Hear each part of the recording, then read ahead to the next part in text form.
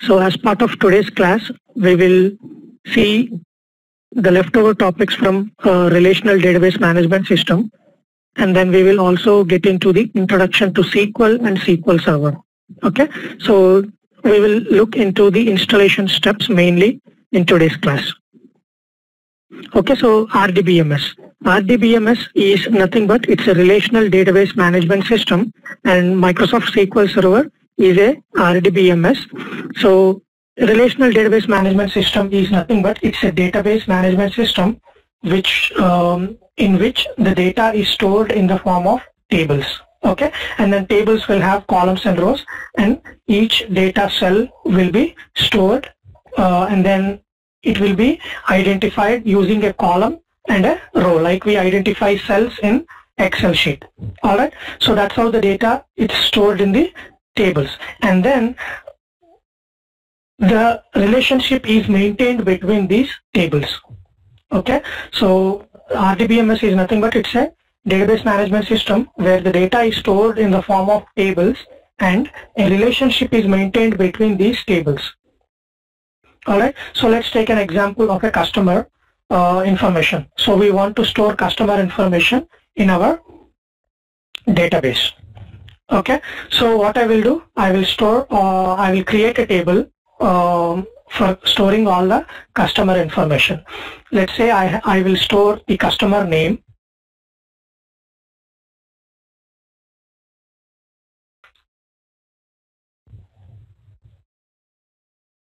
customer last name, and then let's say customer email ID, and then I'll also store address details like address line 1, and then let's say city, state, and country. Okay, so I can store all this information in one particular table, or I can split this information and store it in multiple tables. Okay, so when I say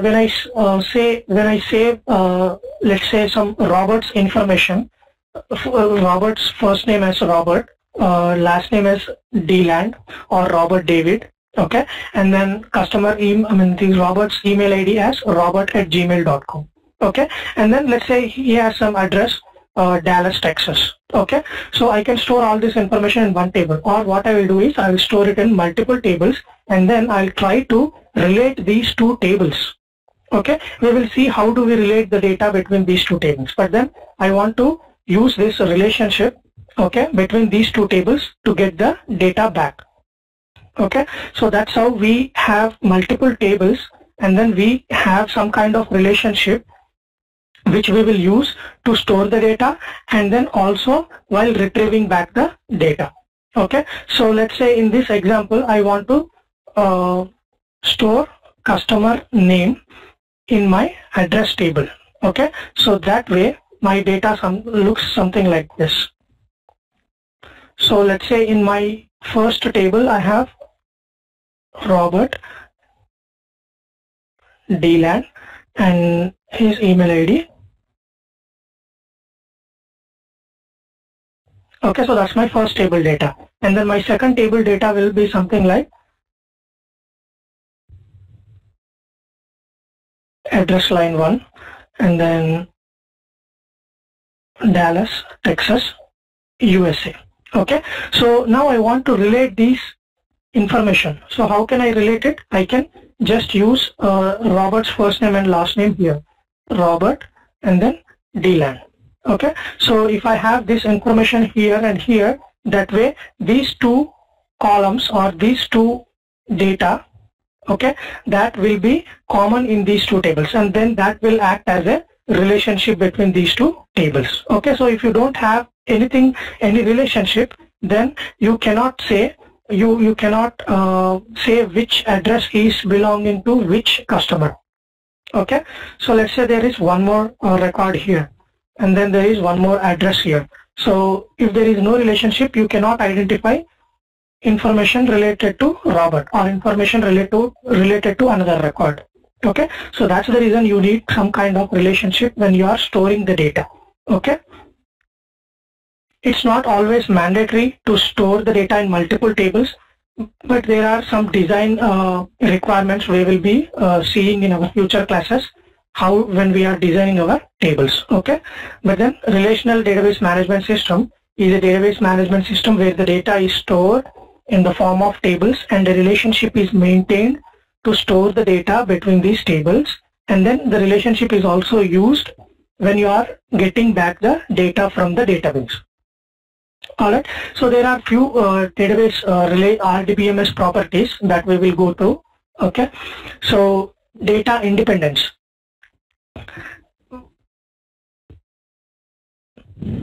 Whenever you are storing data in a database, the data should be in such a way that it's always accessible. It's always accessible means it shouldn't depend on any other application. Let's say we have stored customer information in one database. Okay, and then we created a website, and then that website uses this customer information, and then it displays on this particular website. Now I want to use the same data for some other application or multiple other applications.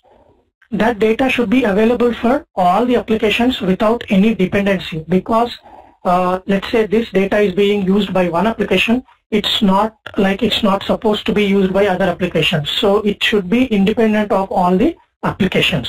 So you can use it in any application without any dependency on any other factor. Okay, so the other property is data redundancy. No or minimal data redundancy. No redundancy or minimal data redundancy. The meaning of redundancy is duplicate data. Okay, so you need to design your database in such a way, or the property of the RDBMS is you shouldn't have any redundancy, or it should be minimal if it is if we have to do it. Okay, so let's say in our customer table we store Robert and then DLAN and then his email ID as robert@gmail.com, and then in address table we have his address. Okay, so let's say if we store all this information in one table. Okay, so these are all columns. This is first column, second column, third column. Similarly, all these are column. Okay, and then if I want to store, or if I want to change Robert's address.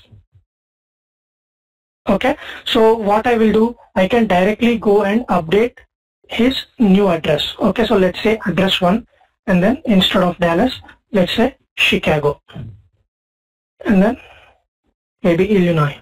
Okay, so I can go and update this information, but then I will not have any history stored. That means if I want to see Robert's past address, I cannot see it because we are updating the information. Okay, that means we are overwriting the information. So instead, what I want to do is I will create another new record, Robert DLAN robert@gmail.com, and then his new address. Okay, so that way I have this information and I have this information. So I will have a create date also. Okay, whenever this record got created, I will have that date, and then here also I will have a create date. Okay, so let's say this is created in July, and then this is created in August. So when I want to get the latest information based on the date, I can say this is the latest information of Robert and this is the past information of Robert. Okay, so now actually in storing this history, what we are doing, we are unnecessarily repeating some data, which is Robert first name, last name, Gmail ID. We are storing it in 2 records. We are storing address, that's fine, that's we needed, but then it's not necessary to store this Robert's information again and again, right? Let's say if the address has changed again, so you will again duplicate the data. So this is called data redundancy. Okay, redundancy is nothing but it's a kind of a duplicate data. So instead, I will try to design a table in such a way that I will split this data into two tables. So Robert, DLAND, and Robert all information in one table, and then his address in another table. So let's say I will have address 2 and address 3. Okay, and then I will have Robert, DLAND in every record.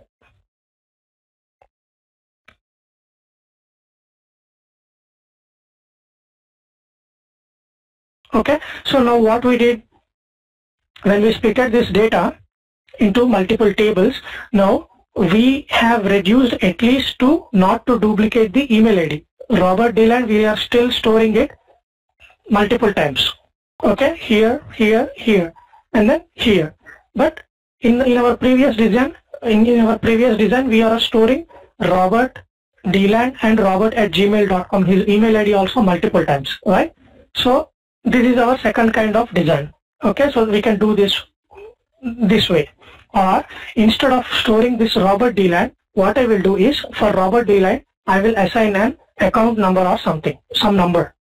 So 101, instead of storing Robert DLAND, what I will store? I will store 101 here. Okay, so that way you have reduced. 101 is nothing but it's some number generated in your database. It's nothing related to Robert. Okay, it's just generated for our database purposes to link or to act as a relationship between these two tables. Alright, so by that way you reduce the space of the data which you are storing. You are not duplicating the data. Okay, and then the maintainability is also easy. If you store one file in one place, it's easy to maintain. If you store it in multiple places, you don't know which version is correct, and then when you want to change or update the data in that file, you will have to update in multiple places. Instead, if you put it in one place, you can just update in one place. Alright, so that's how this is the optimal design for this particular scenario. Alright, using a integer value and then assigning it to Robert, and then using that value in other tables. And then this 101 will act as the relationship between these two tables. So by using this design, we remove the data redundancy. Alright, so there should be no data redundancy or minimal data redundancy. This is an interview question. Okay, so how do you design tables to remove the data redundancy? Or when in some scenarios you will have to put data redundancy, in some scenarios you will have to remove data redundancy. It depends upon the database design. Okay, we will talk that in details. And then we talked it should be easily accessible. And then every RDBMS uses SQL, the structured query language, as a SQL as a language to work with the data. When you want to see the data, when you want to insert the data or update the data, or if you want to delete the data, all this is called maintenance, maintaining the data. So SQL is a simple language which you can work with the databases. Without SQL you cannot work with database. Okay, there may be some graphical user interfaces, but still at the background they will be, when you click something it will be converted to SQL in the background. Okay, and then data is stored in the form of tables, we know that. And then relationship is maintained in the form of tables. So these are a few simple properties of RDBMS. Okay, and this RDBMS, Relational Database Management System, was invented by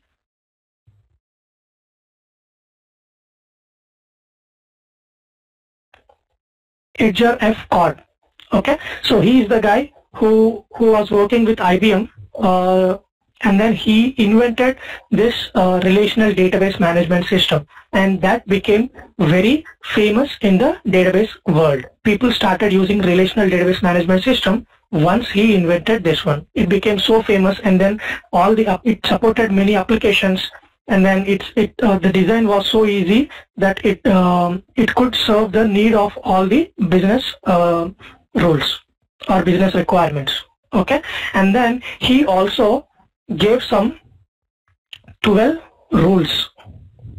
Okay, so when he invented this relational database management system, he provided 2 rules that should be satisfied for a database to say it is a relational database management system.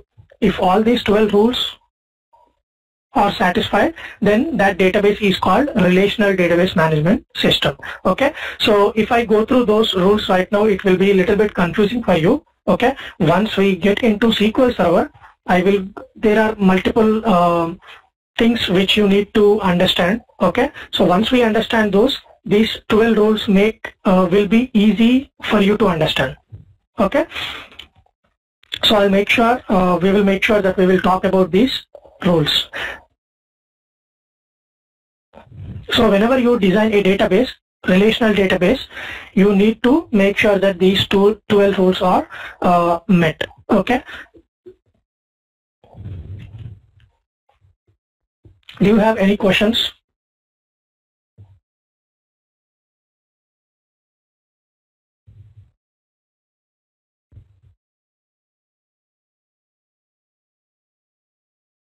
All right. So let's get started with SQL and SQL Server. So right now we talked about, we know what is a database, what is a relational database, and SQL Server is a relational database. Okay, and then we will talk a little bit about SQL. So as I said, SQL stands for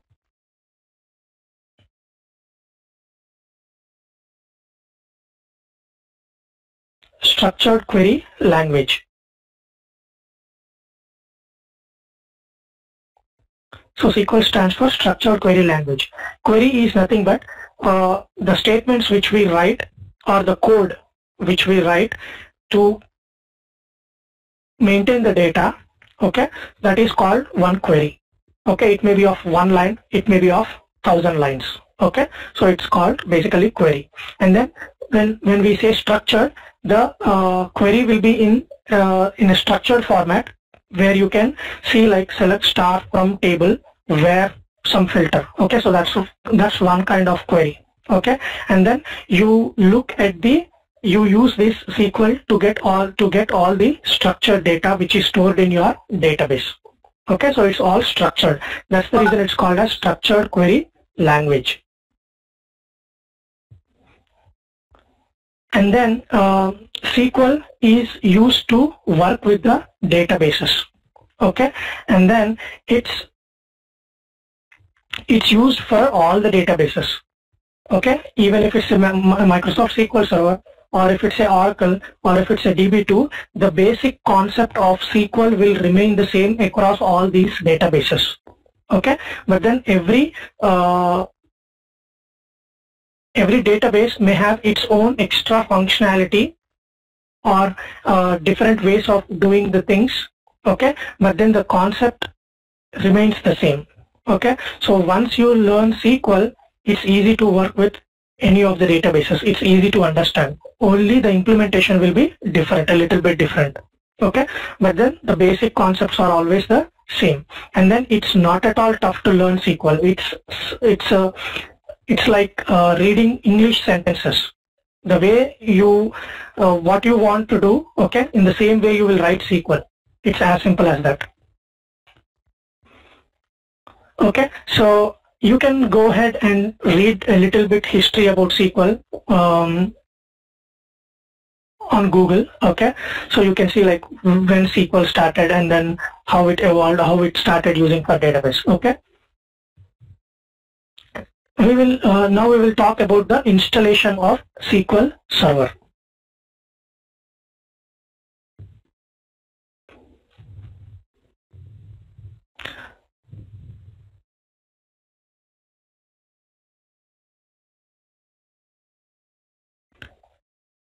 So did you guys get a chance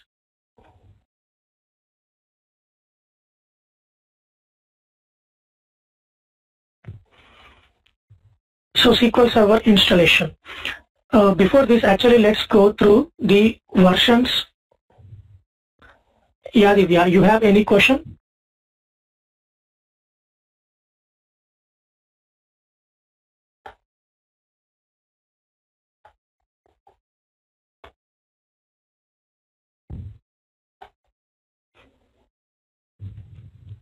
So let's go to SQL Server versions and editions.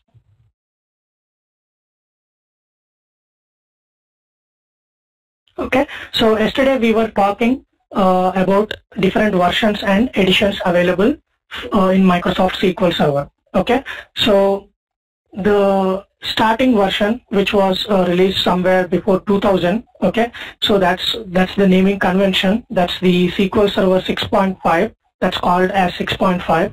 Or there is the code names for each version. Okay, these code names, it's nothing to do with the installation or something. Okay, but then some interviewers, they might ask you this question just out of curiosity, like how interested are you towards SQL Server. If someone is interested in SQL Server, they will try to know all the details about SQL Server, right? So that's the reason some interviewers will ask these code names. These code names are nothing but when Microsoft develops these SQL Server versions, okay, when they are trying to do this development, they will not give any name to it unless, before releasing it to the people. Okay, so they will have these code names used in their company between their employees, and then they will try to do the development. Okay, so that's how the code names came in, but that doesn't have any real use for us. Okay, so 6.5 is called as Hydra, and then its internal version is named as 6.5. Okay, and then we have SQL Server 7.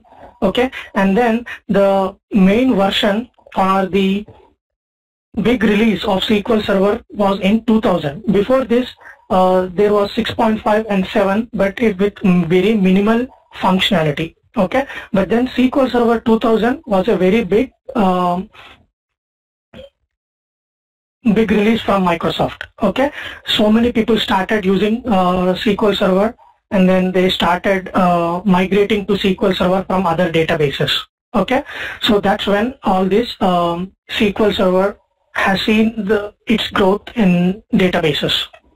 Okay, and then after that, there's also another major release from Microsoft, which is SQL Server 2005. Okay, when compared to other databases, SQL Server 2005 has almost all the functionality which is available in all other databases. Okay, so that was also one other major release.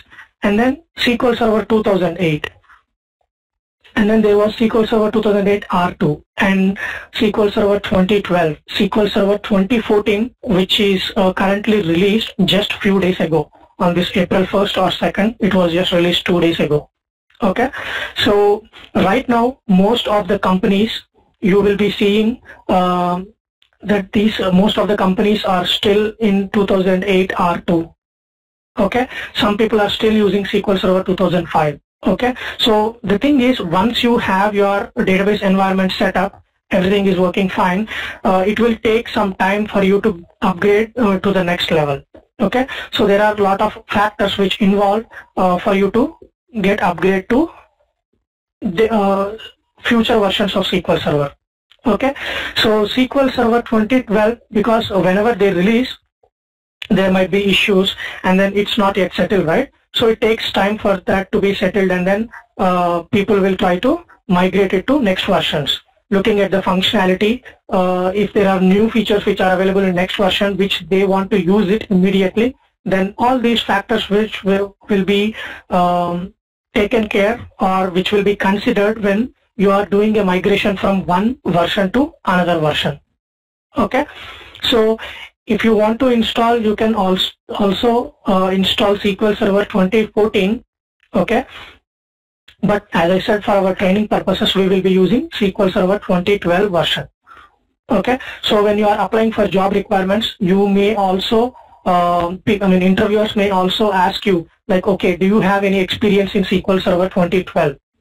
Okay, and then you should know that SQL Server 2012 just released like 1.5 years ago or something. So you may not got an opportunity to work with SQL Server 2012, but then you should be able to tell them that I'm so much interested in SQL Server versions and then SQL Server database itself. So I installed SQL Server 2012, version at my home, and then I practiced it. I know all the new features that are available in SQL Server 2012. So I'm really looking forward to work with SQL Server 2012 or something like that. Okay, so that way he will also get convinced. Alright, so it's always good to say that you install all these versions, and then you'll always have a follow-up with all these versions, okay, whichever comes in the market. That shows your interest towards SQL Server. Alright, so these are, you can just go through this, but these are the different SQL Server versions which we have. And then we have multiple editions in each version, okay. So as we were talking yesterday, each edition will represent its own, has its own different functionalities, okay. So Enterprise and Standard Edition, they are the premium editions of SQL Server, okay. So most of the organizations, they will be using these editions, okay. So they are fully functional. They have all the functionality which is available in SQL Server, and then they provide all the performance and then high availability solutions, and then it will also support big applications, okay. It will also handle multi-mission critical workloads. That means you can have an application where like so many millions of users can access the application, okay. Because depending upon the number of users, you need to consider which database or which edition or version you want to go with, right? So Express Edition, as I said, it's free of cost and can be used for small scale organizations. And then CTP Edition, it's Evaluation Edition, and then Developer Edition is less expensive and you can download it, okay.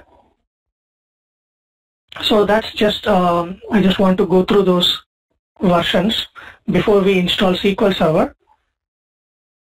So once you go through go to that link which I provided you yesterday, okay, so in that link you will be seeing 32-bit versions and 64-bit version files, okay. So your system configuration may be 32 or 64-bit, okay. If it's the latest, it's most probably it's a 64-bit configuration, okay.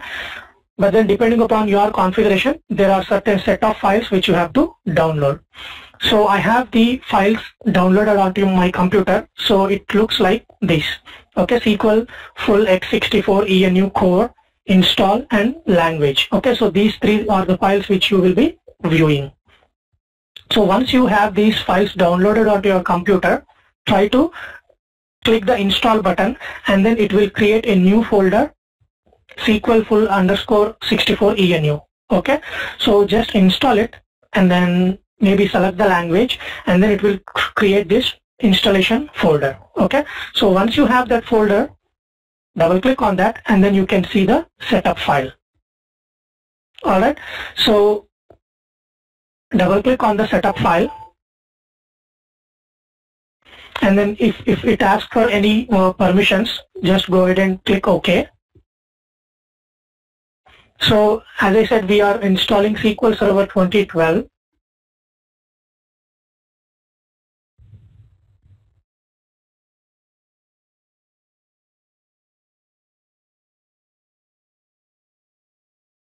Okay, so that's your first window which appears in your installation process, okay. So you have the first tab as planning, okay. So our computers, whenever we are installing, we don't have to look at most of these requirements, okay. But then if you are working for a big organization and then they want to they are trying to build a new application and they want to install a database, okay. So when they are trying to install a database, they will have to go through a lot of requirements, okay. So like what amount of disk space they want to have, what memory it should be, what processor it should be, what are the service packs, what is the operating system, okay. So these are a little minimum features which minimum requirements which you take care of. There are lot of other requirements also, like you will take care of the budget, you will take care of like where do you want to store the database, what is the physical location you want to store it, okay, and then who all will have access to the server where the database is stored. All these details will come into picture, okay. So if you are trying to plan a installation of SQL Server, it's always good to go through all these requirements. Okay, so that way you don't get stopped in between the installation process. You don't want to do it hazily. Okay, so you want to have some kind of planning, and then based on that planning you will go through your installation process. Alright, so let's go to that installation. Let's say once we have this requirements ready, and then we go to the installation tab, and then we are trying to install a new SQL Server installation. Okay, so if you want to have other features like cluster installation or in another node of SQL Server, we will talk about this. Okay, and then if you want to upgrade from one version to another version, you can choose that.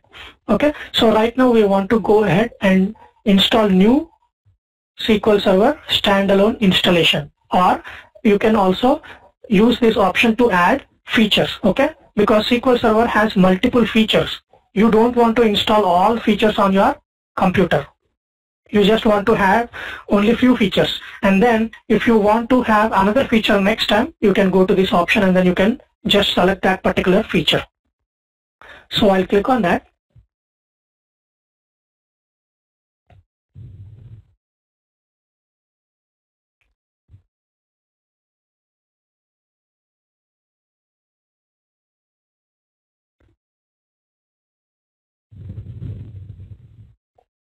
Okay, so it's running through some regular checks. Okay, so we will see if all these regular checks fails or passes. Okay, so these are the different regular rules which it's running right now. It's already passed. Okay, so let's say some of these rules are setup administrator. That means the administrator or the user who is trying to do this installation, does he have rights to do it? Okay, do he have any access, okay, to do this, or does he have the permissions to do this installation? Okay, because these rules are checked way before we start the installation, because the installation shouldn't stop in between. Okay, so if you click on that, you can see setup administrator passed, and then the account running SQL Server setup has administrator rights on this computer, so it went through. Similarly, setup account privileges.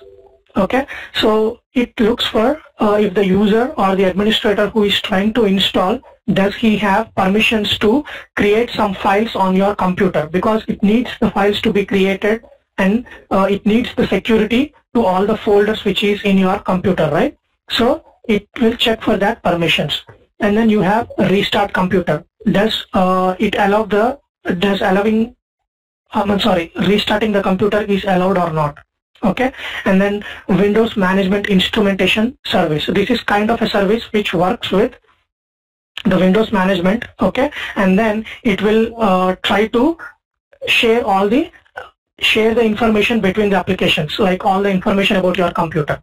Okay, so that also went through. And then there are some consistency validation checks in the registry. Okay, so it will check if there is already a SQL Server installed on your computer, and then if it needs to get some information from that registry, it will try to get it. Okay, long path names to files. Okay, that means if you click on that, it says it, the long path names to files on SQL Server installation media.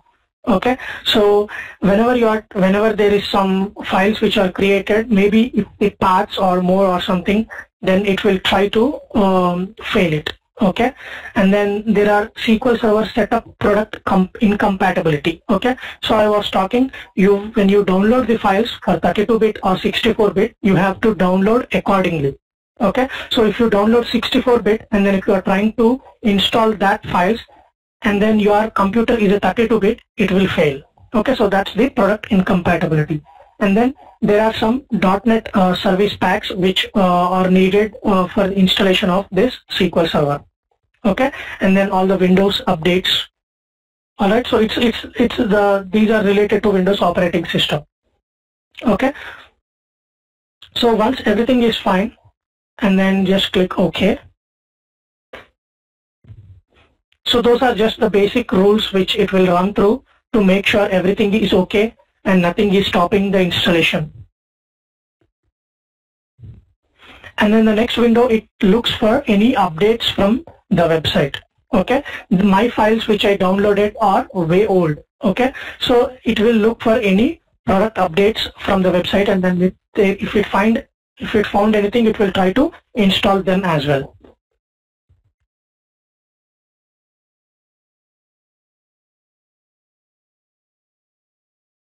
So I'll just try to skip that and then click next.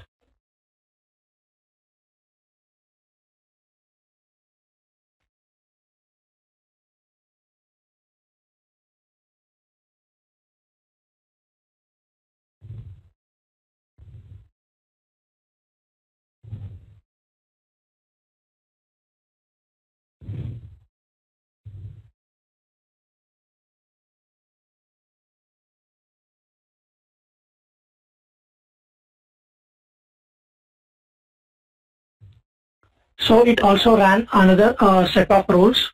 Okay, and then even if you see some warnings, it should be fine until and unless you see an error, it won't go through. Okay, so if you see an error, then that's the problem, or if you see a warning symbol, that should be fine. Most probably if you may see this Windows firewall setting warning. Okay, so even if you see that, that should be fine. But then when you are doing this installation in a company, you need to take care of all these firewall settings. Okay, to make sure your system is always secured. Okay, so that's the next window, and then here we want to perform a new installation of SQL Server 2012. Okay, or if you want to add features. Okay, so you can select that feature, and then you can, it will give you only feature options. Okay, and then you can select those features and then you can install it. So right now we want to do a complete installation.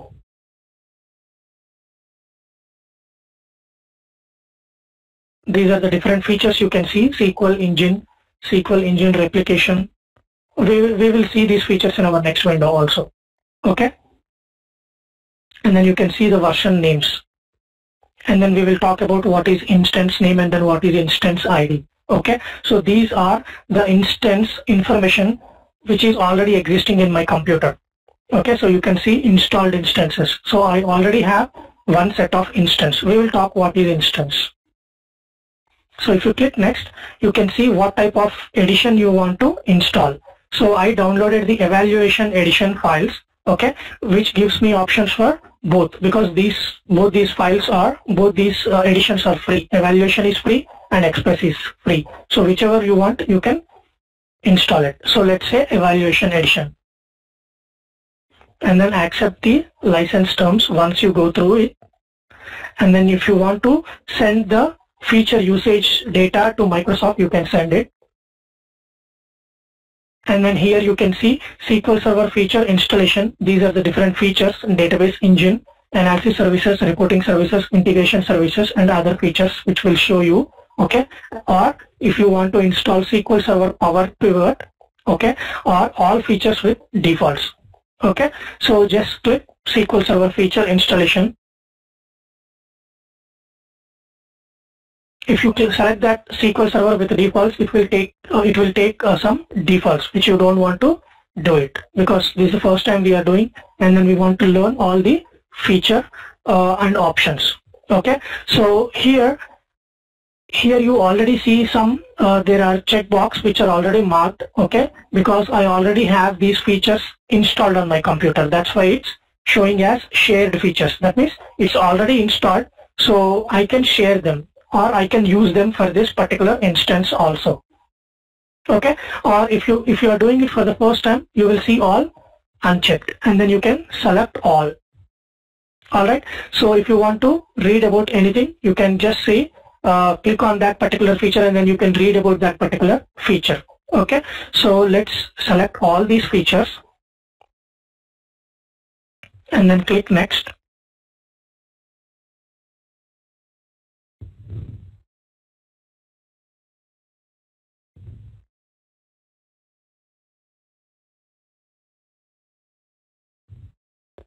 Maybe we will continue the class for 10 to 15 more minutes. If you have any issues with that, please ping me. Okay, so in our next window, we can see the instance configuration. Okay, so what is an instance? Let's take an example. We have a computer, we have one operating system installed on our computer. Okay, and then we can also install another operating system parallelly onto your computer. So that way you have two operating systems on your computer, right? You can have three operating systems, right? So each operating system will have its own allocated disk. It will have its own allocated memory or RAM. Okay, so similarly, an instance, you can create multiple instances on your computer. Okay, so you can have SQL Server 2012 first instance. It will have its own memory and allocated data or allocated disk. Okay, and then second instance, I can have it. Third instance, I can have multiple instances on my computer. Okay, so basically instance is nothing but, you can define it as, it's a copy of a database engine service.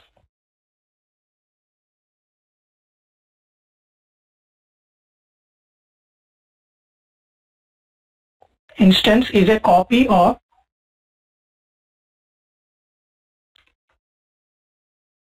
service. Okay, so what is a database engine? Database engine is nothing but, it's the core component of database. It's the core component of database which will take care of all the actions happening inside your database. Okay, so database engine is a core component.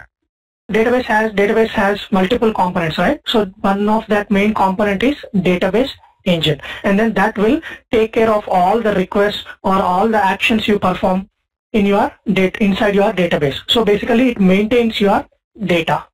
Okay, and then when you install one instance, it will have one database engine service. Service is nothing but, whenever you try to run a query, okay, so there's some data in the table. You want to look at the data in the table. Okay, so what you will do, you will write a query or a code, and then you will execute it against the database. So what happens, that query will be sent by the service to the database engine, and then it will get the results. Alright, so that's a service. So if you switch off this service, your database engine will not work. If you start the service, the database engine will work. So it's kind of a service which will take care of all the requests that are requested from the user, and then it will process those requests. Okay, so that is called database engine service. So every instance will have one database engine service to process all the requests.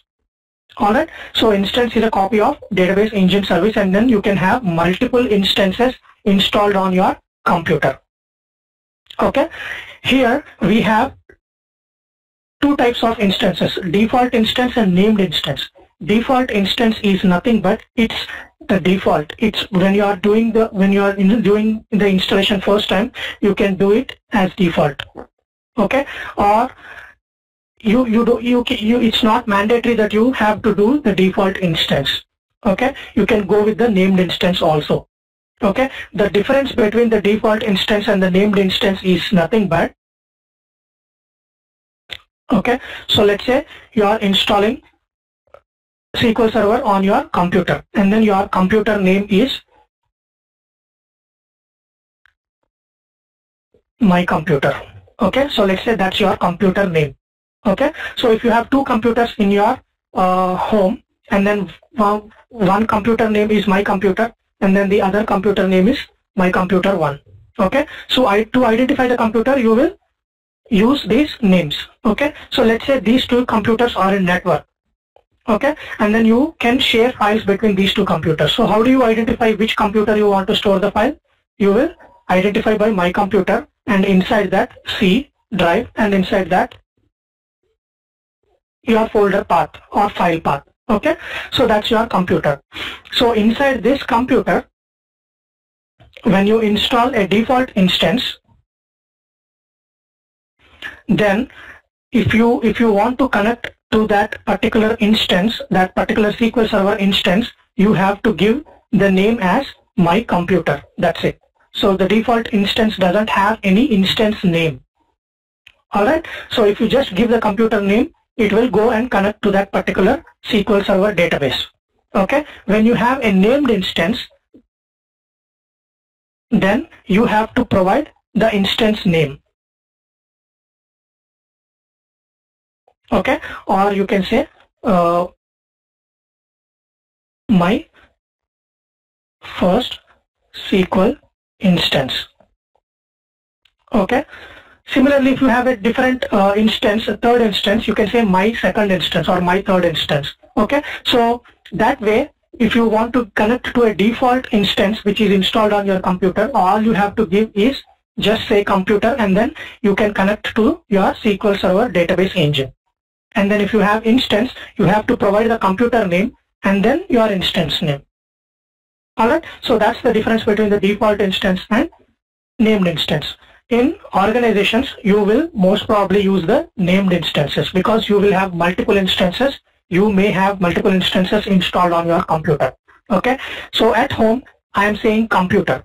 But then if you are talking about big organizations, you don't say it as a computer. You call it as a server, because the difference between a computer and a server is computer has very limited disk space, very limited RAM, very limited operating system. When I say limited operating system, it may be some least version which has very minimal functionality. Okay, it's all like Windows XP or Windows 7, Windows 8. All these are just for home purposes. Okay, for organization purposes, there are separate server operating systems which is called Windows Server 2008, Windows Server 2000, or Windows Server 2003, or Windows Server 2010. Okay, so these are the operating systems which are used for the servers. Okay, so server is nothing but basically you can understand it as a big computer which has a lot of space, which has very good functionality, which you can maintain it easily. Okay, and then which has lot of speed of my big RAM. Okay, or greater RAM. Okay, so you call it as servers. Okay, so when you are installing, or when you install your default instance on a server, so each server will have a server name. So instead of your computer name, now server name will come in place. So that's your default instance. And then if you say a named instance, server name and your instance name. Alright, so that's how you give the naming conventions for your instances. Okay, so I already have a default instance. You can do only one default instance on your computer, but you can do multiple named instances on your computer. But default instance is just one. If you have to do it, or it's not mandatory, you can always go with named instance. Okay, you can, let's say you can do 2 named instances, and then after that you can do default instance. So when I say named instance, you have to select the instance name. If you say default instance, this option is not there. Okay, so it will just take the MS SQL Server as it's a default. Okay, if you go to click named instance, you can give the name, let's say instance 1. Okay, and then it will change the instance ID also, which is used for all the path where all your files will be installed.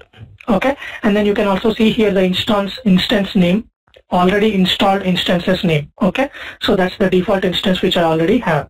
Okay, so that's the new instance which I'm trying to install, and then click next.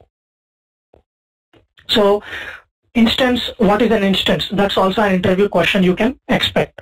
What is an instance? Instance is a copy of database engine service. So that's the space requirements which will be consumed from your computer for this installation. So just click next. And then we have multiple components in SQL Server, right? So SQL Server Agent, that's one service. SQL Server Database Engine, that's one service. Analysis services, reporting services, full text, SQL Server Browser. These are different components, and for each component there will be a service to handle all the requests. Okay, so you can give authentication. That means who will have access to SQL Server Agent, who will have access to Database Engine, who will have access to analysis services. These are nothing but the users. If you have a computer, you can say you can go ahead and create multiple users to your computer, right? So you can create a user for yourself and you can create a user for your friend. Okay, so you can have multiple, you can have different services, service accounts or account names, and then their passwords for each particular service. Or you can have the same account name for each particular service. Okay, but then in organizations, it's always recommended that you have a separate account name or user who will have access to all these components, okay? Because you have to design your database in such a way that it's secured. Alright? So once you have that, you can click next.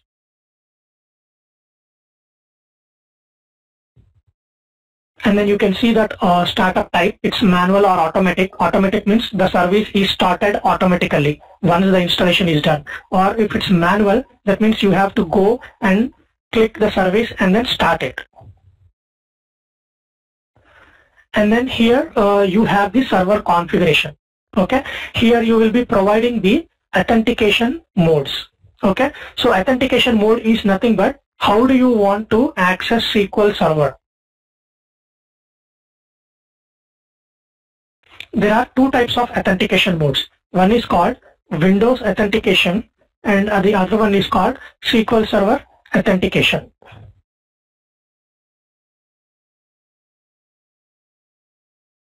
Or actually mixed mode. Let's say SQL Server authentication.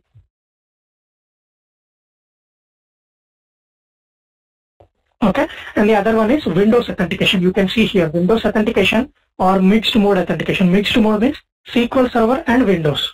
Okay, so let's see what is Windows authentication. Windows authentication is nothing but SQL Server will try to use the authentication details from Windows operating system. That means you are trying to, you have a computer, okay, and then you have a SQL Server instance installed on your computer.